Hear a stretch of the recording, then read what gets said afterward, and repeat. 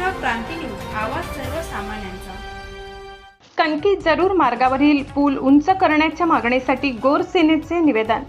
कणकी ते जरूर मार्गावरील पुलावर पावसाळ्यात पुराचे पाणी येत असते, त्यामुळे कणकी जरूर कोठारी तसेच परिसरातील अनेक गावांचा संपर्क वारंवार सुटत असतो। परिणामी नागरिकांचे जनजीवन विस्कळीत होत चालले असून शेतकरी, विद्यार्थी, महिला व रुग्णांना मोठ्या अडचणींचा सामना करावा लागत आहे। या पुराच्या पाण्यामुळे शेतात जाणेही धोकादायक बनले असून नाल्याच्या पुरात अनेक जनावरे वाहून गेल्याच्या घटना घडल्या असल्याचे समजते।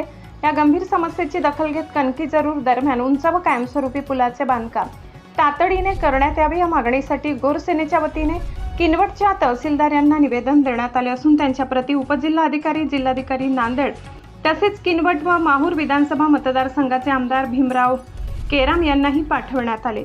ही मागणी तातडीने पूर्ण करा, अन्यथा लोकशाही मार्गाने गोरसेना तीव्र जन आंदोलन छेडणार असा इशाराही गोरसेनेचे जिल्हाध्यक्ष अतुलभाऊ राठोड, जिल्हा संयोजक रामराव मेघावत आणि परिसरातील ग्रामस्थांनी दिली। प्रतिनिधी भारत राठोड, किनवट।